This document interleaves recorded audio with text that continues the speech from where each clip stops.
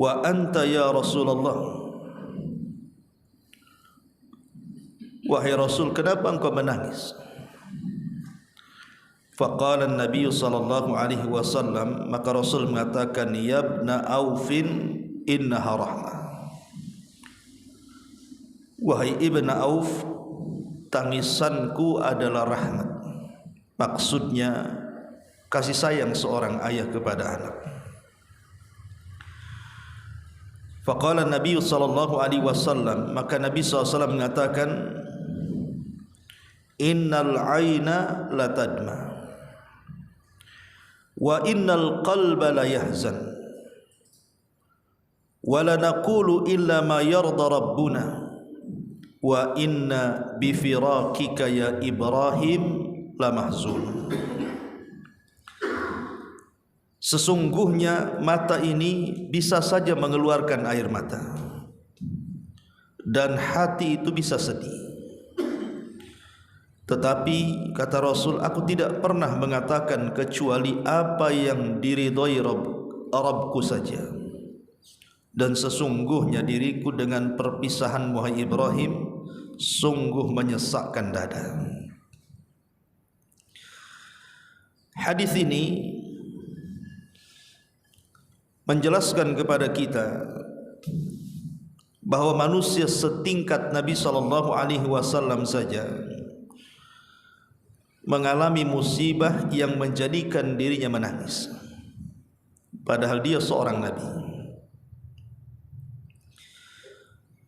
Di sini kita bisa petik pelajaran bahwa siapapun manusia, tidak harus dia seorang Nabi, bahkan semua manusia pasti tertimpa sebuah musibah. Dan tentunya Nabi SAW dan para Nabi yang lainnya, tentu musibahnya jauh lebih besar dibandingkan musibah yang kita derita. Karena ini tercermin dari ucapan Nabi SAW sendiri. Kata Nabi SAW, asyaddal bala indallahil anbiya, yang paling besar ujian yang Allah anugerahkan kepada manusia adalah para Nabi. Thummal amsal fal amsal, baru kemudian setelah Nabi, baru setelah Nabi. Dan ujian manusia itu banyak sekali. Ujian manusia yang membuat sedih manusia itu banyak sekali. Makanya kenapa kemudian ada istilah yang diungkapkan Imam Syafi'i rahimahullahu ta'ala. Kata beliau, thamaniyatun tajri 'alan nasi kullihim wala budda lil insani yalqa thamaniyata. Ada 8 perkara yang pasti dilalui semua manusia, dan 8 perkara ini sudah keharusan menempel pada manusia. Kemudian kata Imam Syafi'i, sururun wa huznun wa ijtima'un wa furqatun wa yusrun wa usrun thumma suqmun wa afiyah.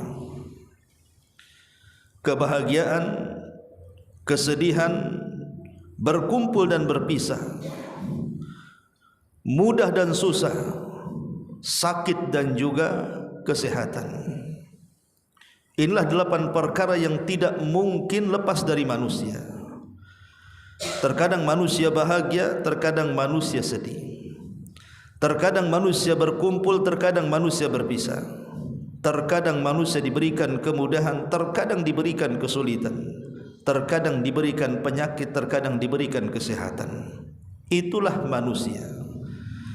Pasti 8 perkara ini ada pada diri mereka. Karena Allah Subhanahu wa ta'ala tidak pernah menciptakan manusia itu dalam satu kondisi. Allah Subhanahu wa ta'ala mengatakan, wa tilkal ayyam nudawiluha bainan nas. Namanya hari itu diputar oleh Allah Subhanahu wa ta'ala dari satu kondisi ke kondisi berikutnya. Supaya apa?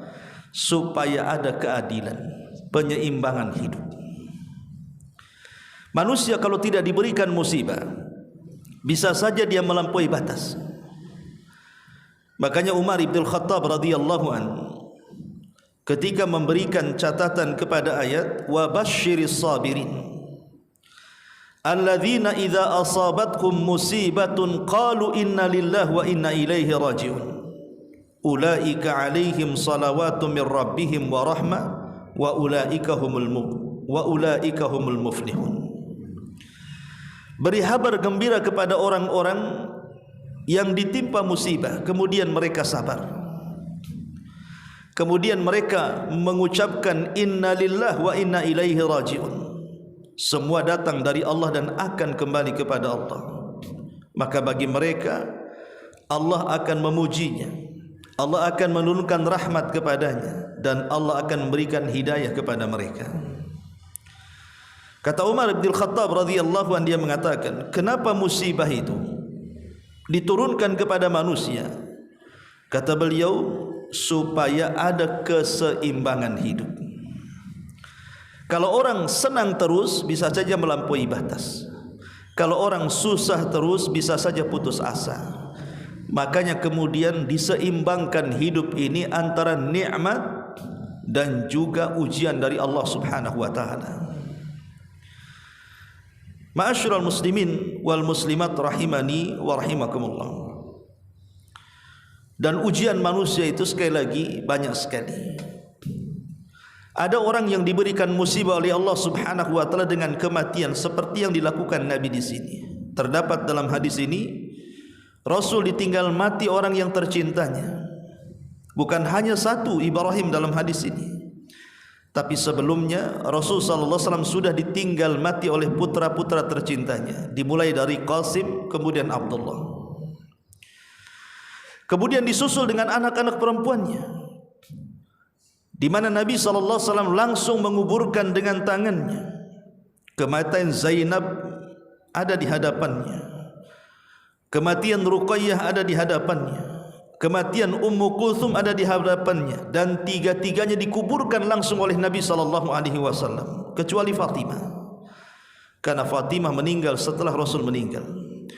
Tapi semua putra-putri Rasul meninggal sebelum Rasul meninggal, dan tidak ada kesedihan melebihi kematian orang-orang yang dicintainya. Ma'asyiral muslimin yang dimuliakan Allah Subhanahu wa taala, atau boleh jadi Allah Subhanahu wa taala memberikan musibah dengan ditimpanya banyak penyakit. Ada orang yang sudah bertahun-tahun mengidap penyakit, diobati ke sana kemari juga tidak kunjung sembuh. Bahkan angkat tangan rumah sakit, angkat tangan dokter sudah tidak sanggup mengobatinya, hanya menunggu ajalnya saja. Tapi ada juga manusia ditimpa dengan ekonomi. Boleh jadi mungkin usahanya dibangkrutkan. Dia sudah berusaha ke sana kemari juga tidak kunjung diberikan rezeki yang cukup oleh Allah Subhanahu wa taala. Atau boleh jadi kesedihan ini atau musibah ini karena ucapan manusia. Mungkin dia difitnah, mungkin dia dibuli, mungkin dia digibah, mungkin dia diadu domba, dan begitu seterusnya. Atau boleh jadi karena pertengkaran suami istri, anak dengan ayah atau dengan tetangga, atau kesedihan orang-orang yang dalam penjara, atau kesedihan orang-orang yang terlilit hutang, atau kesedihan orang-orang yang kemudian terzolimi selama hidupnya. Ikhwatu fiddin muliakan Allah Azza wa Jalla, ujian manusia itu bermacam-macam. Tetapi ingat bahwa tidak mungkin Allah Subhanahu wa taala memberikan ujian itu kecuali manusia bisa menghadapinya. Mustahil. Ketika Allah Subhanahu wa taala menurunkan ujian itu, manusia tidak bisa menghadapinya, karena Allah menurunkan ujian itu sesuai dengan kadar keimanannya. Kalau imannya kuat, Allah tambah ujiannya. Tapi kalau imannya lemah, maka Allah Subhanahu wa taala peringan ujiannya. Tapi ingat bahwa ujian itu Allah Subhanahu wa taala letakkan kepada hambanya hanya untuk menguji keimanan mereka. Apakah iman mereka benar ataukah dusta? Ma'asyiral muslimin yang dimuliakan Allah Subhanahu wa taala. Lalu kenapa manusia bisa stres? Kenapa manusia bisa bimbang, bisa bingung, bisa sedih? Apa penyebabnya? Hadis Aisyah Ummul Mukminin radhiyallahu anha, Beliau pernah mengatakan, bersabda Nabi sallallahu alaihi wasallam, kata Nabi sallallahu alaihi wasallam, "Idza kathurat dzunubul 'abdi wa lam yakun lahu ma yukaffiruha minal 'amali, ibtalahu Allahu bil hazni liyukaffiraha anhu." Apabila manusia sudah terlampau banyak dosa yang dilakukannya dan tidak ada yang bisa menggugurkan dosa itu dengan amalannya, dosanya banyak tapi amalannya sedikit, dosanya banyak tapi ibadahnya tak banyak, dosanya banyak tapi ketaatannya tidak banyak, maka terkadang Allah subhanahu wa ta'ala menguji hamba ini dengan kesedihan. Kalau dia sabar dengan kesedihan itu, itulah sebagai penggugur dosanya, dan boleh jadi dengan kesabarannya itu maka Allah subhanahu wa ta'ala akan pulihkan kebahagiaannya. Dari sini kita tahu bahwa sebab vital kenapa orang itu bisa stres, bisa sedih, bisa gundah gulana dan yang semacamnya, tidak lain karena dosa yang dilakukannya. Atau boleh jadi sebab yang kedua karena syaitan. Karena syaitan ini menghendaki musuh-musuhnya dari kalangan Bani Adam itu supaya dia sedih, supaya dia stres, mengganggu ibadahnya. Makanya Allah subhanahu wa ta'ala berfirman dalam surah Mujadilah ayat 10 itu, ketika Allah menceritakan atau berfirman tentang kelakuan syaitan, Allah mengatakan, liyahzunal ladzina amanu wa laysa bidharrihim syai'an illa biidznillah wa 'alallahi falyatawakkalul mu'minun. Syaitan itu sengaja menggoda Bani Adam supaya Bani Adam itu sedih, untuk membuat sedih orang-orang yang beriman, kata Allah. Tetapi gangguan syaitan itu tidak memadaratkan orang-orang yang beriman sedikit pun, kecuali dengan izin Allah subhanahu wa ta'ala. Maka bertawakallah kepada Allah subhanahu wa ta'ala jika kalian benar-benar beriman kepada Allah subhanahu wa ta'ala. Jadi sebab yang kedua boleh jadi karena apa? Karena syaitan. Bisa karena dosa yang kita lakukan, atau boleh jadi karena syaitan. Syaitanlah yang kemudian membuat kita stres, membuat kita bingung dengan was-was yang diberikan kepada kita. Ma'asyiral muslimin yang dimuliakan Allah subhanahu wa ta'ala. Dan dua perkara ini disebutkan oleh sebagian ulama salaf. Para ulama salaf mengatakan, man arada afiyatal jismi falyuqallil minat ta'ami wasyarabi, wa man arada afiyatal qalbi falyatrukil atham. Qala Thabit ibn Qurra, rahatul jismi fi qillatit ta'ami wa rahatul ruhi fi qillatil athami wa rahatul lisani fi qillatil kalami. Beliau mengatakan, para ulama salaf, barang siapa yang ingin sehat jasadnya, maka sedikitkan makan dan minumnya. Barang siapa yang ingin sehat hatinya, maka tinggalkan dosa-dosa.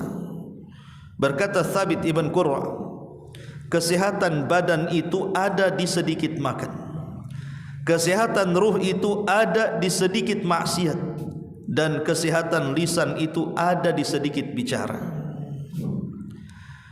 Kenapa kemudian beliau mengatakan bahwa qillatu atau rahatur ruhi fi qillatil atham, bahwa sehatnya ruh itu dengan menyedikitkan melakukan dosa, karena kebahagiaan itu ada di hati. Kebahagiaan itu bukan ada di pakaian, kebahagiaan itu bukan ada di rumah mewah, bukan di mobil megah, bukan di tanah luas, tidak. Kebahagiaan itu ada di hati. Lah hati ini akan menjadi hitam ketika banyak maksiat. Makanya Rasul mengatakan, satu kali maksiat Allah akan berikan satu titik hitam di hatinya. Dua kali maksiat, dua kali titik hitam. 10 maksiat, 10 titik hitam. Sampai hati ini penuh dengan titik hitam. Ketika itulah terjadi aran yang menyebabkan hilang kebahagiaan karena susah petunjuk masuk ke dalam hati. Ma'asyiral muslimin yang dimuliakan Allah subhanahu wa ta'ala, tentu setiap penyakit ada obatnya. Setiap kesusahan pasti akan datang kesenangan.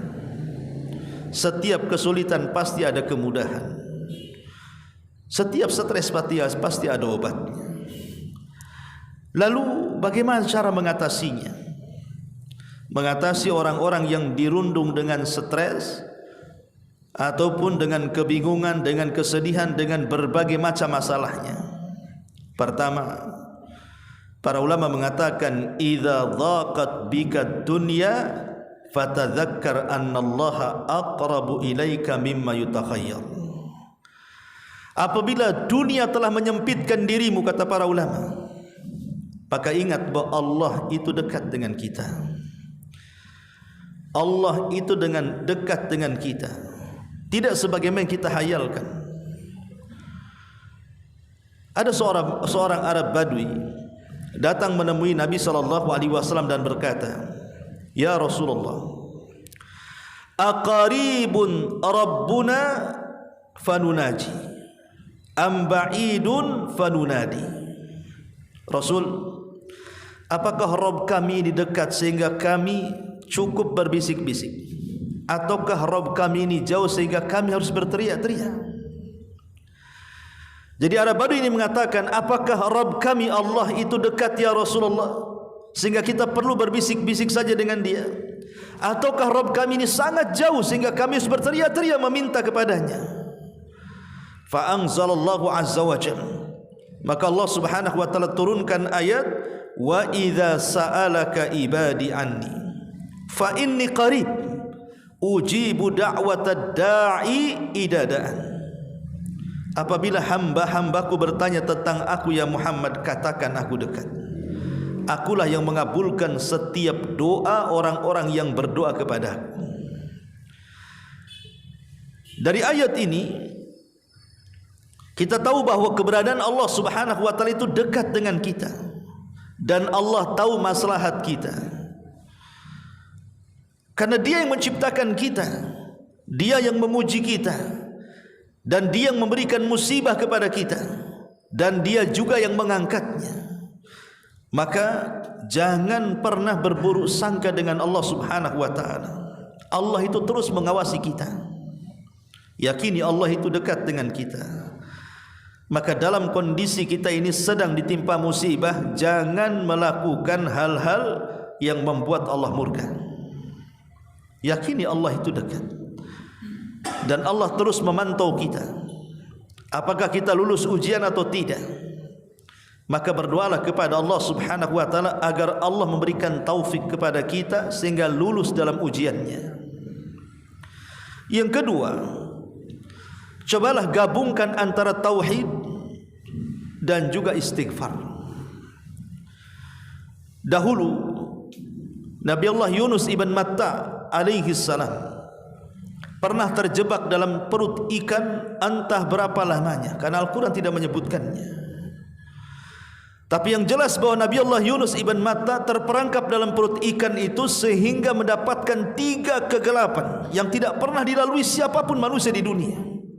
Kegelapan dalam perut ikan, kegelapan di dasar lautan, dan kegelapan di tengah malam, yang secara logika Nabi Yunus itu harusnya meninggal dalam perangkap perut ikan itu. Tapi kenapa dia diselamatkan oleh Allah dan tetap dihidupkan?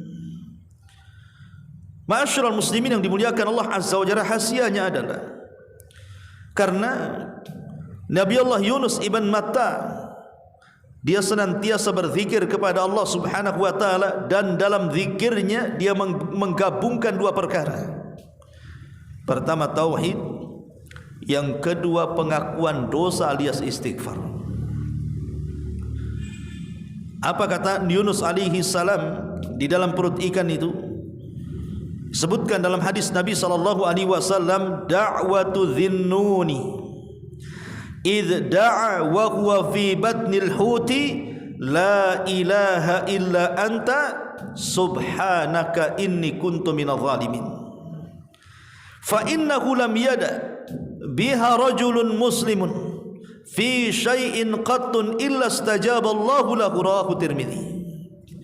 Kata Nabi sallallahu alaihi wasallam, doanya pemilik ikan, maksudnya Yunus ibn Matta alaihi salam. Ketika dia berdoa dan dia berada di perut ikan, dia pun mengucapkan la ilaha illa anta subhanaka inni kuntu minadh zalimin. La ilaha illa anta subhanak, ini tauhid. Nabi Yunus alaihi salatu wassalam di dalam perut ikan tetap mengucapkan kalimat tauhid, la ilaha illa anta subhanak. Tidak ada sesembahan yang berhak disembah kecuali Engkau ya Rabb, maha suci Engkau ya Rabb. Kemudian Nabi Yunus alaihi salatu wassalam mengakui dosa-dosanya dan beristighfar, dan dia mengatakan inni kuntu minadh zalimin. Sesungguhnya aku adalah hambamu yang penuh dengan kezaliman. Seolah-olah Yunus mengatakan, ampuni dosa-dosaku, terlampau banyak dosa yang aku lakukan kepadamu.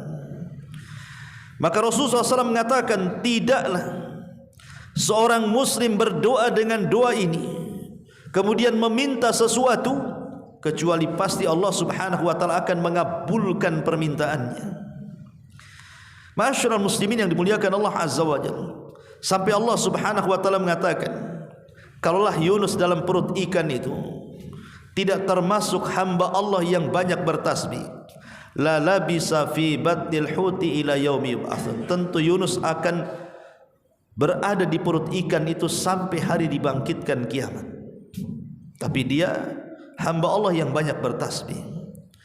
Akhirnya setelah dia berusaha untuk berzikir dan suaranya melesat ke langit, sampai para malaikat di langit mengatakan kepada Allah Azza wa Jalla, ya Rabb, ini ucapan ini sangat ma'ruf, tetapi di mana hamba itu yang mengucapkannya? Kami tidak tahu. Maka Allah Subhanahu wa taala, itulah hambaku Yunus ibn Matta sedang berzikir di dasar lautan di perut ikan. Maka Allah Subhanahu wa taala memerintahkan ikan itu untuk naik ke permukaan dan memuntahkan Yunus ibn Matta, dan Allah selamatkan. Kata para ulama, maka siapapun yang sedang bersedih, yang banyak musibah, maka lakukan seperti Yunus ibn Matta. Gabungkan antara tauhid dan juga istighfar. Karena kita tahu bahwa semua ujian ini datang dari Allah Subhanahu wa taala. Maka kembalikan kepada Allah Subhanahu wa taala. Serahkan ujian ini kepada Allah. Kalau kita menghadapi ujian sendirian tidak akan sanggup. Jangankan sekelas kita, sekelas Nabi SAW saja, dia tidak akan sanggup menghadapi ujian kalau bukan karena pertolongan Allah Subhanahu wa taala. Makanya ketika dia dilempari oleh penduduk Taif, kemudian dia pun berdarah-darah dengan Zaid ibn Haritha, maka sepanjang jalan dalam pelarian itu Nabi SAW hanya menyerahkan urusan kepada Allah Subhanahu wa taala dan mengatakan, illam yakun alayya sakhatun fala ubali. Ya Rabb, kalau ujian ini bukan bentuk azabmu kepadaku, bukan dalam bentuk siksamu kepadaku, aku enggak peduli. Seolah-olah Rasul mengatakan, selama ujian ini bentuk rahmat kasih sayangmu kepada hamba-hambamu, silahkan uji sesukamu. Tapi kalau ini dalam bentuk azab, jangan sampai. Karena ketika ujian itu dalam bentuk azab, berarti itu datang dari kemurkaan karena dosa yang kita lakukan. Tetapi kalau ujian itu datang dalam bentuk rahmat, berarti Allah hendak meninggikan derajat. Makanya Rasulullah SAW hanya mengatakan, kalau ini bukan kemurkaanmu ya Rabb, aku tidak peduli seberapa besar kau timpakan ujian itu kepadaku, asal bukan dalam bentuk kemurkaan, tapi dalam bentuk rahmat.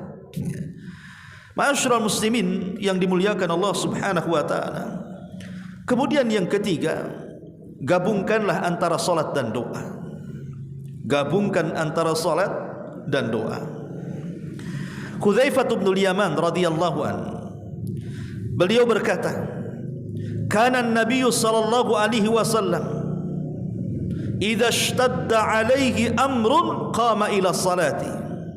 Kata Hudzaifah bin Yaman radhiyallahu anhu, Rasul itu kalau mendapatkan ujian yang tidak bisa lepas dari diri dia, saking beratnya ujian itu, maka Nabi sallallahu alaihi wasallam langsung menuju salat. Jadi Nabi SAW kalau ada perkara yang tidak bisa lepas dari diri dia, kesulitan yang sulit lepas darinya, maka dia segera salat. Dari sini kita tahu bahwa salat itu bisa mengurai kesulitan. Cobalah kita ini bangun di sepertiga malam akhir. Selain kita melaksanakan salat 5 waktu, kita coba bangun di sepertiga malam akhir, tahajud di situ. Karena di situ Allah Subhanahu wa taala turun ke langit dunia dan mengatakan kepada hamba-hambanya, "Man yad'uni fa astajibalah, wa man yastaghfiruni fa'utiyah, wa man yastaghfiruni fa'aghfirlah, wa man yas'aluni fa'utiyah." Siapa yang berdoa ku kabulkan, siapa yang minta ampun ku ampuni, siapa yang meminta pasti ku beri. Ini kesempatan Allah Subhanahu wa taala mengundang setiap hari di sepertiga malam. Karena Allah Subhanahu wa taala mengatakan, wasta'inu bis-sabri was-shalah. Mintalah pertolongan dengan kesabaran dan dengan salat. Jadi salat itu adalah penyebab terurainya masalah. Kenapa demikian? Karena dalam salat itu ada bacaan iyyaka na'bud wa iyyaka nasta'in. Hanya kepadamu ya Rabb aku beribadah, dan hanya kepadamu ya Rabb aku meminta pertolongan. Kalimat hanya kepadamu ya Rabb aku meminta pertolongan, padahal meminta pertolongan bagian daripada ibadah. Harusnya cukup dengan mengatakan iyyaka na'bud. Tetapi Allah Subhanahu wa taala pisahkan wa iyyaka nasta'in, seolah-olah isti'anah itu ibadah khusus daripada jenis ibadah yang lainnya. Ya, karena tidak mungkin orang itu melakukan ibadah tanpa pertolongan Allah. Antum tidak mungkin hadir di kajian ini kalau bukan karena pertolongan Allah. Antum tidak bisa melaksanakan salat Isya berjamaah tadi kalau bukan karena pertolongan Allah. Bahkan tidak mungkin kita menggerakkan tangan, kaki dan yang lainnya kalau bukan karena pertolongan Allah. Seolah-olah kalimat iyyaka na'bud wa iyyaka nasta'in ini mengatakan bahwa kalau Allah Subhanahu wa taala tidak menolong perkara kita, tidak ada perkara sekecil apapun bisa kita selesaikan. Makanya sering saya katakan, sebesar apapun masalah, kalau Allah ikut campur tangan dalam menyelesaikannya, pasti akan ada jalan keluarnya. Tapi sekecil-kecilnya masalah, kalau Allah tidak ikut campur dalam permasalahan kita, maka kita akan sulit untuk menyelesaikannya. Karena semua datang dari Allah, dan Allah juga yang akan mengangkatnya. Maka solatlah, perbanyak solat, minta dalam solat kita agar masalah kita diselesaikan. Kemudian berdoa. Lalu doa apa yang diajarkan Nabi SAW supaya masalah kita ini mudah terselesaikan? Ma'asyiral muslimin yang dimuliakan Allah Subhanahu wa taala, doa ini ada 2 macam. Doa ini ada 2 macam. Ada doa sebagai wiqayah, penjagaan.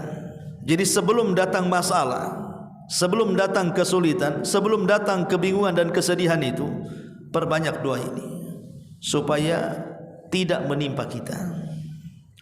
Yang kedua, doa yang selalu dipanjatkan dan diajarkan Rasul kepada kita apabila sudah terjadi masalah.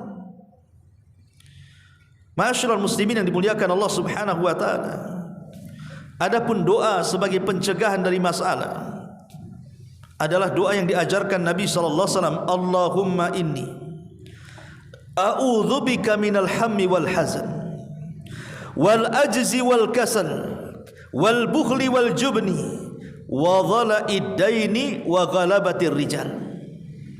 Ya Allah, aku berlindung kepadamu dari perasaan bingung dan kesedihan, dari al-ajzi wal kasal. Al-ajz artinya kelemahan, wal kasal itu artinya kemalasan, wal bukhli wal jubni, dari kebakhilan dan rasa takut yang menyelimuti, wa dhala'id daini wa ghalabatir rijal, dan dari hutang-hutang budi ataupun hutang-hutang uang.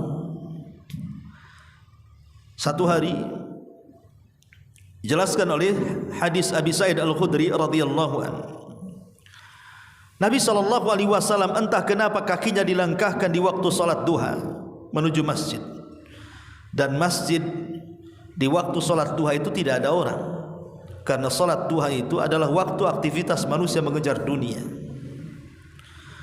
Tapi entah kenapa kaki Nabi SAW terlangkahkan ke masjid. Sampai di masjid, rupanya di dalam masjid itu ada Abi Umamah yang sedang solat sunnah, kemudian memanjatkan doa di hadapan Allah Azza wa Jalla. Tapi dia melihat wajah Abi Umamah ini nampaknya kurang bahagia. Maka Nabi SAW mulai bertanya kepada Abi Umamah dan mengatakan, "Mali araka jalisan fil masjid fi ghairi waqti shalah." Ada apa wahai Abu Umamah? Kenapa kau duduk di masjid di bukan waktu salat? Nampaknya kau ada kesulitan. Kemudian Abu Umamah radhiyallahu anhu mengatakan, "Humumun lazimatni wa duyunun ya Rasulullah." Banyak masalah dalam kehidupanku wahai Rasul. Banyak hutang yang melilit dalam kehidupanku wahai Rasul. Maka Rasulullah SAW mengatakan, "Afala u'allimuka kalaman." Maukah ku ajarkan kepadamu beberapa kalimat. "Idza anta qultahu adhhaballahu azza wa jalla hammuka wa qada anka dainuk." Kalau engkau baca, mudah-mudahan Allah menghilangkan kesulitanmu dan Allah lunasi hutang-hutangmu. Maka Abi Umamah langsung mengatakan, "Bala ya Rasulullah." Tentu wahai Rasul. Maka Rasul mengajarkan, "Ya Aba Umamah, idza asbahta wa idza amsayta." Apabila engkau di pagi hari atau di sore hari, katakanlah, "Allahumma inni a'udzubika minal hammi wal hazan, wa a'udzubika minal ajzi wal kasal, wa a'udzubika minal jumni wal bukhl, wa a'udzubika min ghalabati daini wa qahrir rijal." Katakan, "Ya Aba Umamah, aku berlindung kepadamu ya Rabb dari kegundahan dan kesedihan, dari kelemahan dan kemalasan, dari kebakhilan dan rasa takut yang menyelimuti, dan dari terkalahkannya oleh hutang, dan dari terkalahkannya oleh budi baik manusia." Ma'asyiral muslimin yang dimuliakan Allah Azza wa Jalla, Abu Umamah mengatakan, "Fa fa'altu dzalik fa adhhaballahu azza wa jalla hammi wa qada anni daini." Maka aku yakin dengan seyakin-yakinnya dengan apa yang diajarkan Rasul, ku amalkan itu semuanya. Maka tidak lama setelah ku amalkan itu semua, apa yang terjadi? Allah hilangkan kesedihanku dan Allah lunasi hutang-hutangku. Artinya di sini harus ada keyakinan dalam doa. Jangan ada keraguan. Karena ragu-ragu dalam berdoa itu menjadikan tidak terkabul doa kita. Harus ada keyakinan bahwa Allah Subhanahu wa taala pasti akan menolong kita. Tetapi kalau seandainya masalahnya semakin rumit, tidak bisa jalan keluar, berusaha ke sana kemari juga mentok, maka Nabi SAW mengajarkan sebuah doa, "Allahumma inni abduka wa ibnu abdika wa ibnu ammatika nasiyati biyadik madin fiyya hukmu adlun fiyya qada'u as'aluka bikulli ismin huwa sammaita bihi nafsak aw anzaltahu fi kitabik aw 'allamtahu ahadan min khalqik aw ista'tharta bihi fi ilmil ghaibi indak an taj'alal qur'ana rabi'a qalbi wa nura sadri wa jalaa'a hazni wa dhahaba hammi." Ya Allah, sesungguhnya aku adalah hamba. Kita adalah semua hamba Allah. Serahkan semua kepada Allah. Sesungguhnya aku adalah hambamu, putra hambamu, putra hambamu. Nasibku di tanganmu, nasibku di tanganmu. Ini bentuk apa? Penyerahan kepada Allah, bahwa nasib kita semua di tangan Allah. Nasib kita lah bukan di tangan kita. Makanya kalau ada dukun meramal lewat garisan-garisan tangan kemudian menentukan nasib seseorang, dustakan. Nasib kita semua di tangan Allah Subhanahu wa taala. Berlaku padaku ketentuanmu, adil padaku putusanmu. Aku memohon kepadamu dengan segala namamu yang engkau sebut untuk dirimu, nama yang engkau turunkan dalam kitabmu, yang kau ajarkan pada segelintir hambamu. atau nama yang hanya kau sendiri yang mengetahuinya dalam pengetahuan gaib, agar engkau ajarkan Al-Quran sebagai musim semi di hatiku. Apa hubungan Al-Quran dengan menghilangkan kesedihan, dengan menghilangkan gundah gulana, dengan menghilangkan kesetresan? Apa hubungan Al-Quran? Ingat bahwa tidak ada zikir yang paling agung melebihi membaca Quran. Tidak ada zikir yang lebih agung melebihi membaca Al-Quran. Dan Allah Subhanahu wa taala mengatakan, ala bi dzikrillahi tatmainnul qulub. Ingat, dengan zikir kepada Allah hati kita akan tenang. Ketenangan hati itulah yang menjernihkan akal. Ketika jernih akal, Allah terkadang memberikan ilham untuk mencari jalan keluar, dan Allah terkadang arahkan jalan keluar itu. Makanya di sini Allah Subhanahu Rasul SAW ajarkan, antaj'alal Qur'ana rabi'a qalbi wa nura sadri wa jala'a huzni wa dhahaba hammi. Agar Al-Quran dijadikan musim semi dalam hatiku, cahaya di batinku, pelenyap kebingunganku, dan penghilang kesedihan serta kebimbanganku. Teruslah membaca doa ini. Ma'asyiral muslimin yang dimuliakan Allah Subhanahu wa taala, bahkan dijelaskan dalam hadis yang dikeluarkan Bukhari dan Muslim, kana Nabi sallallahu alaihi wasallam yaqulu indal karbi la ilaha illallah al-azimul halim, la ilaha illallah rabbul arshil azim, la ilaha illallah rabbus samawati wa rabbul ardi wa rabbul arshil karim.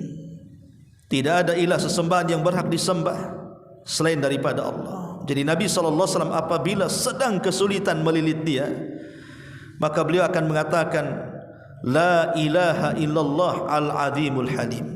Tidak ada sesembahan yang berhak disembah kecuali Allah yang maha agung lagi maha penyayang. La ilaha illallah rabbul arshil azim. Tidak ada sembahan yang berhak disembah kecuali Engkau. Engkau adalah Rabb penguasa arsy. La ilaha illallah rabbus samawati wa rabbul ardi. Tidak ada sembahan yang berhak kecuali, tidak ada sembahan yang berhak disembah kecuali Engkau ya Rabb. Engkaulah Rabb pemilik langit dan bumi, dan wa rabbul arshil karim, dan Rabb penguasa arsy yang maha mulia. Lihat bagaimana di doa ini Allah Subhanahu wa taala hendak mengagungkan dirinya, hendak membesarkan dirinya. Allahu Akbar. Ketika kemudian kita membesarkan Allah Subhanahu wa taala, berarti selain daripada Allah kecil. Selain daripada Allah kecil, remeh. Karena hanya Allah lah zat yang maha besar, yang maha agung. Maka kalau kita menanamkan perkara ini, kalau kita ada masalah kesulitan apapun, serahkan kepada Rabb yang maha akbar. Kalau kita serahkan urusan ini kepada makhluk yang kecil dengan kita, kalau kita serahkan kemudian urusan ini kepada selain Allah Subhanahu wa taala, maka urusan apapun tidak akan terselesaikan. Karena mereka tidak akbar, mereka tidak agung, mereka tidak kuat, mereka tidak memiliki zat seluas kekuatan Allah, seluas rizki Allah, seluas kekuasaan Allah. Makanya kemudian doa ini dijadikan oleh Nabi SAW sebagai doa untuk menghilangkan kesulitan. Ma'asyiral muslimin yang dimuliakan Allah Subhanahu wa taala. Kemudian ingat bahwa setiap kesulitan itu disertakan dengan kemudahan. Manusia, saya, Anda atau siapapun, pasti akan mengalami kesulitan yang tidak mungkin seolah-olah dalam otak kita keluar dari situ. Rasanya dunia kiamat bagi dia. Pasti kita akan merasakan itu. Dan Anda yang belum pernah merasakan pasti akan melewatinya. Di mana Allah Subhanahu wa taala terkadang akan menguji kita itu dengan ujian yang berat seolah-olah dunia kiamat dan kita tidak bisa keluar dari situ. Tapi ingat, ketika ujian itu semakin berat dan seolah-olah kita tidak bisa keluar dari urusan itu, sesungguhnya kemudahan telah dekat. Harus yakin. Kalau ujian itu semakin berat, kemudian kita dibuat susah, tapi kita tetap istiqamah, ketahuilah bahwa semakin sulitnya kesulitan, berarti semakin dekat kemudahan. Makanya dalam Al-Quran ada namanya suratul Insyirah. Surah Al-Insyirah. Lah surah Al-Insyirah ini bertindak sebagai bentuk penghiburan dan dorongan bagi umat muslim. Tujuannya apa? Untuk meningkatkan semangat, terutama jika mereka menghadapi fase-fase kesulitan. Maka Allah Subhanahu wa taala janjikan dalam ayatnya, fa inna ma'al usri yusran, inna ma'al usri yusra. Maka sesungguhnya bersama kesulitan itu ada kemudahan. Sesungguhnya bersama kesulitan itu ada kemudahan. Subhanallah, semua karunia Allah dan nikmatnya. Allah Subhanahu wa taala ketika menyebut kalimat kesulitan menggunakan alif lam, inna ma'al usri. Tapi ketika Allah menyebutkan kemudahan, dibuangnya alif lam kemudian diganti dengan tanwin, yusran. Dalam ilmu bahasa, bahwa al-usri yang pertama adalah usri yang kedua, tapi yusran yang pertama bukan yusran yang kedua. Karena al-usri itu ma'rifat, yusran itu nakirah. Seolah-olah Allah ingin mengatakan kesulitan pertama adalah itu juga kesulitan yang kedua. Tapi kemudahan yang pertama bukan kemudahan yang kedua. Artinya satu kesulitan bisa datang dua kemudahan, tiga kemudahan, empat kemudahan, dan begitu seterusnya. Makanya Nabi SAW mengatakan dalam hadis Abdullah ibn Abbas radhiyallahu anhuma, kata Nabi SAW, wa'lam anna nasra ma'as sabri wa anna al-faraja ma'al karbi wa anna ma'al usri yusra. Ingatlah bahwa kemenangan itu diraih karena berkat kesabaran. Kesenangan itu diraih karena dia sabar ketika mendapatkan penderitaan. Dan kesulitan itu pasti diganti dengan kemudahan. Lambat laun pasti akan datang kemudahan, karena manusia tidak mungkin diciptakan dalam satu kondisi. Selama dia istiqomah dan yakin dengan Allah Subhanahu wa taala, maka semakin dekat, semakin sulit kehidupan kita, semakin dekat dengan kemudahan. Itu harus yakin. Inna ma'al usri yusra. Kemudian juga serahkan semua urusan kepada Allah Subhanahu wa taala, atau sidqut tawakkul. Perkuat tawakal kita dengan Allah Subhanahu wa taala. Nabiullah Ibrahim alaihi salatu wassalam ketika dilempar ke dalam api oleh raja zalim, Raja Babil, apa yang diucapkan Ibrahim? Hasbunallah wa ni'mal wakil. Itulah ucapan Ibrahim. Jadi ketika Ibrahim itu dilempar oleh manjani ketapel besar ke dalam api yang sedang menyala, yang tingginya sama dengan istana, tiba-tiba Ibrahim mengatakan, hasbunallah wa ni'mal wakil. Cukuplah Allah sebagai pelindung, karena dia sebaik-baik pelindung. Apa yang terjadi? Faja'alahallahu alaihi bardan wa salaman.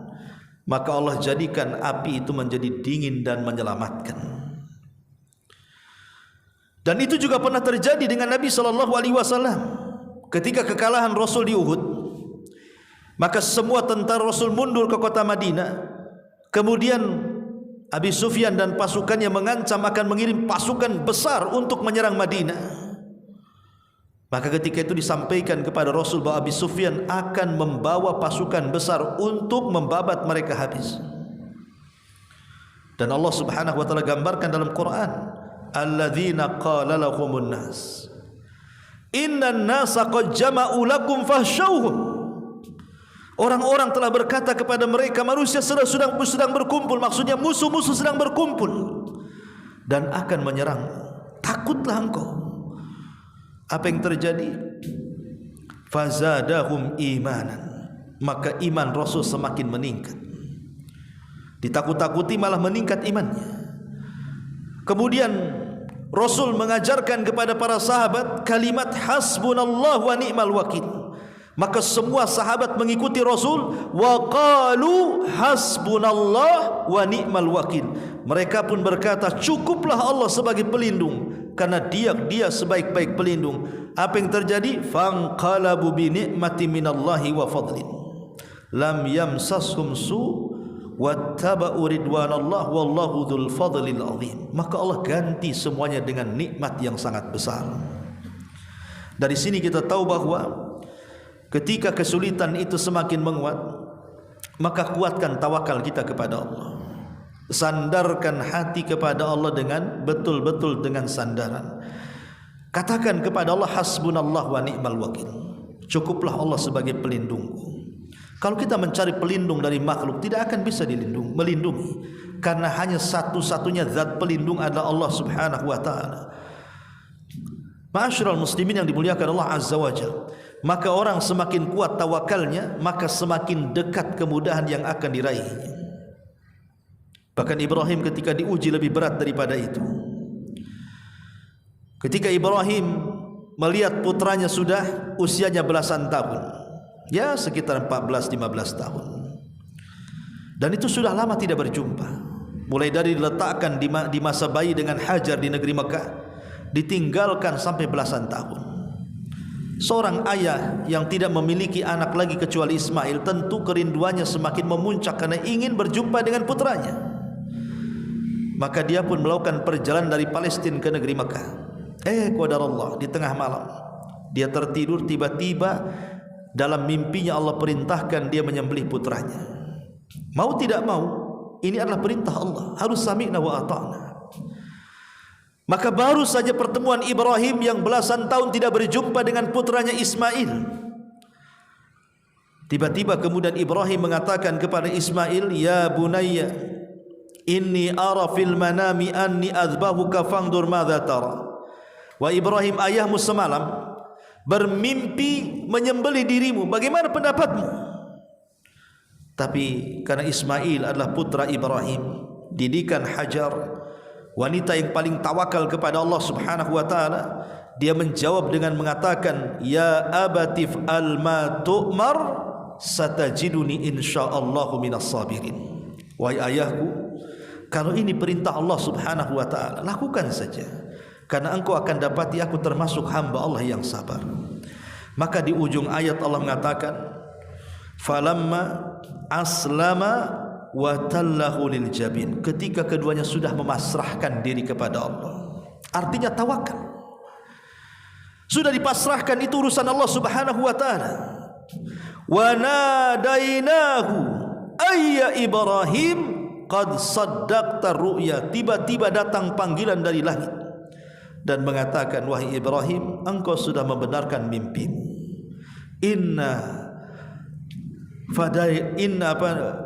Qad saddaqta ru'ya inna kadzalika nazzil muhsinin. Sesungguhnya kami akan membalas orang-orang yang berbuat baik. Inna hadza lahuwal bala'ul mubin. Inilah ujian yang berat bagi Ibrahim. Dan Allah katakan, wa fadainahu bidzibhin azim. Maka kami ganti Ismail dengan kambing yang sangat besar sebagai penggantinya. Kata ulama mengatakan, ketika keduanya memasrahkan diri kepada Allah, maka semua ujian lepas dari keduanya dan Ismail tidak jadi disembelih. Inilah faedah tawakal. Kalau kita serahkan ujian ini kepada Allah Azza wa Jalla, terserah Allah mau menguji apa saja kepada saya, tapi jangan uji agama saya. Karena bagaimanapun, kalau agama yang diuji itu berat, ikhwan. Makanya kenapa Nabi SAW mengajarkan satu doa, wala taj'al musibatana fi dinina, ya Allah, jangan kau timpakan musibahmu pada agamaku. Karena musibah agama ini bisa mengantarkan kepada kekufuran, bisa mengantarkan kepada kesyirikan, yang deritanya bukan hanya di dunia tapi sampai ke akhirat. Tapi kalau musibah itu di luar daripada agama, mungkin musibah hanya bicara soal kesehatan yang diuji dengan penyakit, ekonomi yang diuji dengan kefakiran, pernikahan yang diuji dengan perceraian, ataupun ujian-ujian dunia lainnya. Kalaupun seandainya ujian itu sangat berat sampai mengalami kematian, maka kematian itulah yang menyelesaikan ujian. Hanya sebatas dunia. Dengan kematian selesai ujian itu. Tapi kalau musibah agama dengan kematian justru tidak selesai, karena dia harus mempertanggungjawabkan setelah kematian, bahkan setelah kiamat dibangkitkan. Ma'asyiral muslimin wal muslimat rahimani wa rahimakumullah. Kemudian ingat bahwa dunia adalah penjara bagi orang yang beriman, tapi sorga bagi orang kafir. Nabi SAW mengatakan, ad-dunya sijnul mu'min wa jannatul kafir. Dunia ini penjara bagi orang-orang yang beriman, tapi sorga bagi orang kafir. Yang namanya penjara, lihat orang-orang yang di penjara itu, senangkah hidup mereka? Tidak senang. Orang-orang yang hidup di penjara itu tidak senang. Gerakan mereka saja terbatas, makanan mereka dibatasi, hiburan mereka dibatasi, aktivitas mereka dibatasi. Maka ibarat orang yang di penjara itu tidak ada kesenangan sama sekali. Bahkan ada orang yang kapok setelah keluar dari penjara. Maka begitulah kondisi seorang mukmin. Mereka akan terus dipenjara di dunia ini dengan diberi banyak musibah, banyak masalah, banyak problem dan begitu seterusnya, sampai dia lulus dengan kematiannya di hadapan Allah Subhanahu wa taala. Karena dunia ini darul bala. Kita tidak terlahir di sorga.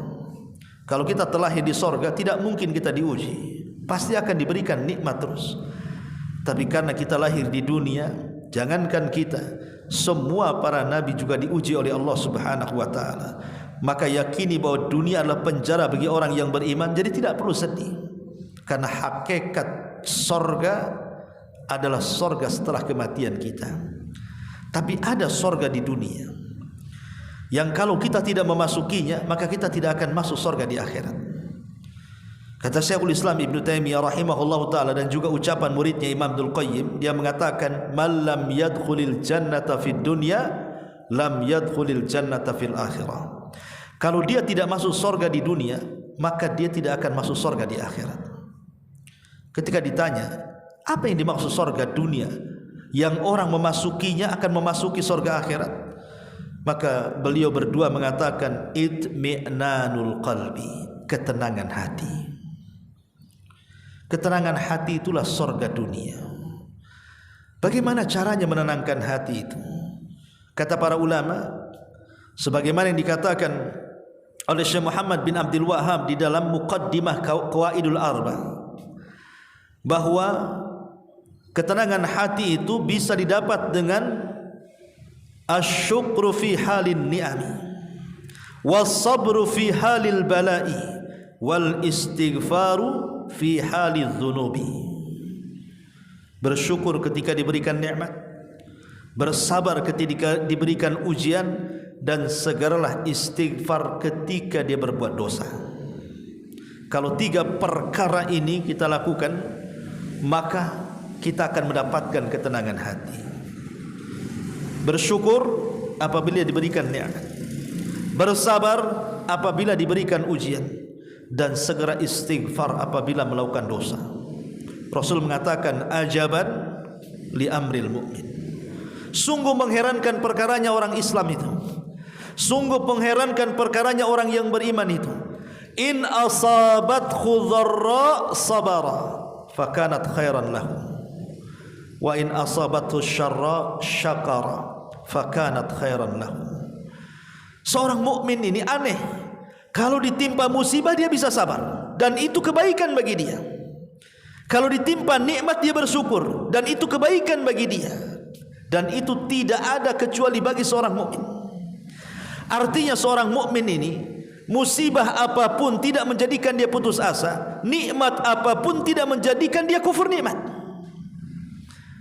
Dan itulah yang menenangkan hati. Itulah sorga dari sorga-sorga dunia. Ma'asyiral muslimin wal muslimat rahimani wa rahimakumullah. Kemudian cobalah dengan berhusnudzon kepada Allah Subhanahu wa taala, berbaik sangka dengan Allah Subhanahu wa taala. Maksudnya berbaik sangka dengan Allah itu apa? Berjalanlah dengan takdir. Berjalan dengan takdir. Bahwa kesulitan hari ini yang kita derita ini sebelum Allah menciptakan langit dan bumi sudah dicatat di Lauhil Mahfuz. Mau diapakan lagi? Ya. Apa mau nolak takdir Allah? Jadi kesulitan hari ini yang kita lalui, apakah kita dizalimi? Apakah kita disakiti dengan ucapan-ucapan manusia? Apakah kita ditinggalkan orang yang kita cintai? Apakah kita dililit dengan hutang dan berbagai macam masalah? Apakah kita banyak ujian apapun? Itu sudah dicatat oleh Allah Subhanahu wa taala sebelum Allah menciptakan langit dan bumi 500 tahun. Sehingga berjalan dengan takdir. Nikmati takdir Allah Azza wa Jalla. Sebab kalau kita tidak berjalan dengan takdir dan kita menyalahi takdir terus, maka selamanya kita tidak akan tenang. Tapi kalau kita yakin dengan takdir Allah Azza wa Jalla dan berjalan dengan takdir Allah Subhanahu wa taala, pasti hidup kita akan tenang, ikhwan. Maka sekali lagi, berjalanlah dengan takdir Allah Subhanahu wa taala. Jangan sekali-kali kita membantah takdir Allah. Karena ketika seorang mukmin redha dengan keputusan Allah, maka dia tidak akan menyesal selamanya. Tapi kalau dia tidak akan redha dengan keputusan Allah, maka dia akan kecewa selamanya. Makanya perlunya di sini sifat qanaah. Qanaah itu apa? Redha dengan apapun yang Allah berikan kepada kita. Allah berikan kesenangan, kita katakan alhamdulillah ala kulli hal. Alhamdulillah bi nikmatihi tatimmus shalihat. Allah kurangi kesenangan kita, kita katakan alhamdulillah ala kulli hal. Berjalan dengan takdir. Karena kita tidak tahu musibah yang Allah turunkan kepada kita. Apakah musibah yang Allah turunkan kepada kita dalam rangka Allah menguji keimanan kita? Sengaja Allah turunkan supaya Allah tahu mana yang jujur imannya dan mana yang dusta imannya. Atau Allah Subhanahu wa taala sengaja berikan ujian kita kepada kita itu untuk membersihkan dosa-dosa kita. Mungkin terlampau banyak dosa kita ini yang tidak bisa diampuni dengan solat, dengan puasa, dengan zakat, dengan apapun amalan saleh, hanya dengan dibersihkan dosa, dengan cara diberikan ujian. Atau boleh jadi ujian ini dikirim dalam rangka mengingatkan kita supaya dosa-dosa kita ini dihentikan. Karena terkadang dosa yang kita lakukan kalau tidak diberikan teguran itu akan terus melampaui batas. Makanya Allah Subhanahu wa taala berfirman di dalam Al-Qur'anul Karim, am hasibtum an tadkhulal jannah wa lamma ya'lamillahu alladhina jahadu minkum wa ya'lamas sabirin. Apakah kalian mengira kalian akan masuk surga begitu saja? Oh, tidak bisa. Sampai Allah mengetahui siapa orang yang sungguh-sungguh di antara kalian dan siapa orang-orang yang sabar di antara kalian. Sungguh-sungguh melawan dosa. Makanya terkadang Nabi SAW mengatakan, la yazalul bala'u bil mu'min awil mu'minati fi jasadihi wa fi malihi wa fi waladihi hatta yalqallah wa ma'alaihi khatiyah. Terkadang Allah Subhanahu wa taala terus-menerus menimpa bala ujian kepada orang yang beriman itu, baik dalam jasadnya dengan penyakit, baik dalam hartanya dengan ludas, bangkrut, gulung tikar dan yang semacamnya, atau kepada anak-anak yang durhaka dan begitu seterusnya, sampai dia berjumpa dengan Allah dan tidak ada dosa yang dibawa menghadap Allah Subhanahu wa taala. Artinya terkadang ujian itu boleh jadi membersihkan dosa, ikhwan. Ya. Atau boleh jadi ukubah. Boleh jadi memang hukuman dari Allah. Terlampau banyak dosa yang kita lakukan sehingga Allah hukum dengan ujian-ujian itu. Kita tidak tahu yang mana satu. Tapi yang jelas kalau kita berjalan dengan takdir Allah Subhanahu wa taala, terus berhusnudzon kepada Allah, seolah-olah ini adalah yang terbaik bagi saya. Kalau tidak dibersihkan dosa dengan ujian, tentu sudah terlampau banyak dosa-dosa kita. Maka dari situ, dengan berbaik sangka dengan Allah itu jauh lebih baik, dan ini bisa meringankan ujian kita. Tapi kalau buruk sangka, justru Allah terkadang menambah ujian itu. Ma'asyiral muslimin wal muslimat rahimani wa rahimakumullah. Kemudian juga tentu yang paling penting juga adalah al-ihsan ilal khalqi. Teruslah berbuat baik kepada makhluk. Boleh jadi ujian itu datang dari doa-doa orang-orang yang kita zalimi. Kita tidak tahu. Ada orang-orang yang kita sakiti, kita tidak tahu. Rupanya dia berdoa pula kepada Allah tentang keburukan kita. Kita tidak tahu.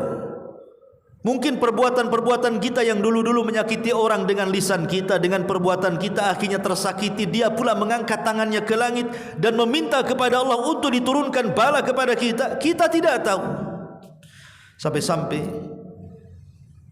ada seorang gubernur Madinah dipenjara di masa Khalifah Harun Ar-Rasyid, namanya Al-Khalid Al-Burmuki. Dimasukkan ke dalam penjara bersama anaknya. Jadi Khalid Al-Burmuki ini ditanya oleh putranya dan mengatakan, wahai ayah, dulu kita dihormati, dulu kita dimuliakan, ya karena dia gubernur Madinah di zaman itu, ya wajar dihargai, dihormati. Tapi setelah itu semuanya, kenapa kita disusahkan seperti ini? Kita terhina dalam penjara, dicaci maki manusia. Ada apa ini?